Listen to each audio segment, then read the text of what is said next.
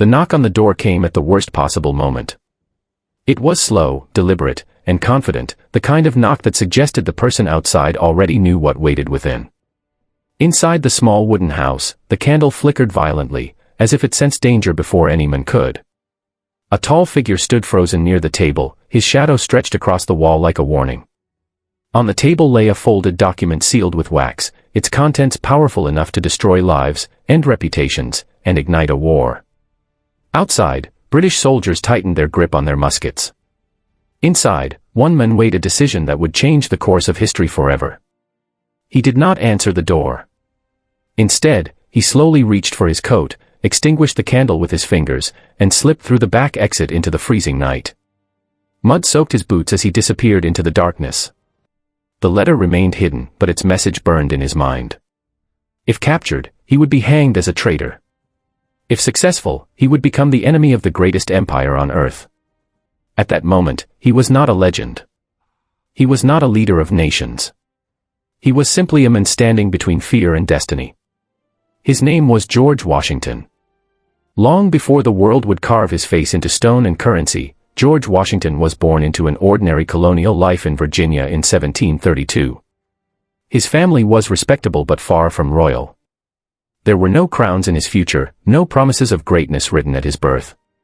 His father died when George was only 11, forcing him to grow up quickly and shoulder responsibilities far beyond his years. From the fields and forests of Virginia, Washington learned discipline, patience, and self-control. These lessons did not come from books alone, but from hardship, loss, and silence. Washington was not known as a brilliant speaker. He did not charm crowds with fiery words or dramatic gestures. Instead, he possessed something rarer, an unshakable sense of duty. People trusted him because he never pretended to be more than he was. He listened more than he spoke, observed more than he acted, and when he finally decided, he committed fully. This quiet strength would later become his greatest weapon. His early military career was marked not by victory, but by failure. As a young officer in the British colonial forces, Washington experienced defeat, miscalculation, and humiliation. He watched men die because of poor decisions, including his own. These moments haunted him, but they also shaped him. Where others would have quit, Washington reflected. Where others blamed fate, he accepted responsibility. Each failure sharpened his judgment and deepened his resolve. As British control over the American colonies tightened, resentment began to grow. Taxes were imposed without representation. Laws were enforced by distant rulers who neither understood nor cared about colonial life. The people grumbled, then protested, then resisted. Still, rebellion against the British Empire seemed impossible. Britain was powerful, wealthy, and experienced in war. The colonies were divided, poorly armed, and uncertain. But history does not wait for perfect conditions, it waits for brave decisions. When revolution finally erupted, George Washington was chosen to lead the Continental Army. It was a decision filled with risk. He had no guarantee of success, no professional army, no stable funding. His soldiers were farmers, laborers, and merchants, men with families, not warriors trained for battle. Many lacked proper shoes. Many lacked food. All lacked certainty. Yet when Washington accepted command, he did so knowing failure would mean not just defeat, but execution. The early years of the Revolutionary War were brutal. Washington lost battles and retreated often. Critics accused him of incompetence. Some demanded his replacement. But Washington understood something others did not: survival was victory. Every day the army remained alive was a day Britain failed to crush the rebellion. He used time as a weapon, retreating strategically, avoiding total destruction, preserving hope when victory seemed distant. Then came Valley Forge. Winter descended with merciless cruelty. Snow covered the camps. Hunger gnawed at the soldiers. Disease spread rapidly. Men froze, starved, and died. Desertion increased. Morale collapsed. It was here, in this frozen hell, that Washington revealed his true leadership. He did not abandon his army. He did not seek comfort elsewhere. He stayed, shared their suffering, and endured alongside them. He wrote letters pleading for supplies. He prayed. He waited. And slowly, the army endured. Against all odds, the war turned. With perseverance, foreign alliances, and strategic brilliance, the Continental Army achieved what once seemed impossible. British forces surrendered. The colonies stood victorious. America was free. At that moment, George Washington became the most powerful man in the new nation. Soldiers adored him. Citizens revered him.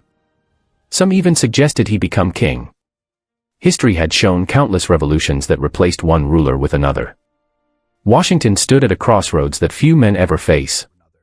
He could seize power and rule for life, or he could walk away. He chose to walk away. Washington resigned his military command and returned home as a private citizen. The world was stunned.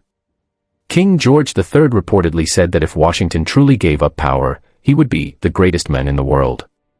That act alone set Washington apart from nearly every leader before him. But America was fragile.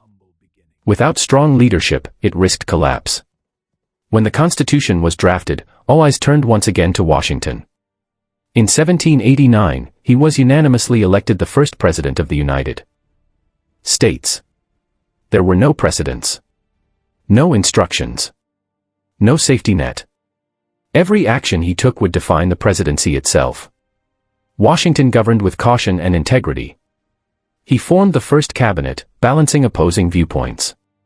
He supported a strong but limited federal government. He avoided unnecessary wars. He believed deeply in unity, fearing that division would destroy the young nation from within. He rejected the idea of political parties, warning they would breed hatred and instability. Power surrounded him, but it never corrupted him. After 2 terms, Washington stepped down. Once again, he did the unthinkable. He proved that leadership was temporary, not permanent. His farewell address warned Americans against internal division, foreign entanglements, and the endless hunger for power. These warnings remain relevant centuries later. George Washington died in 1799, quietly, as a private citizen. There were no crowns at his bedside, no armies at his command. Yet his legacy was unmatched. He was the man who led a hopeless army, refused a throne, created a presidency, and then willingly let it go. The man who once fled into the night with a dangerous letter became the foundation of a nation built on freedom and law. His greatness did not come from conquest, wealth, or domination, but from restraint, sacrifice, and moral courage. History remembers many powerful men. But it remembers George Washington as something rarer, a leader who knew when not to rule.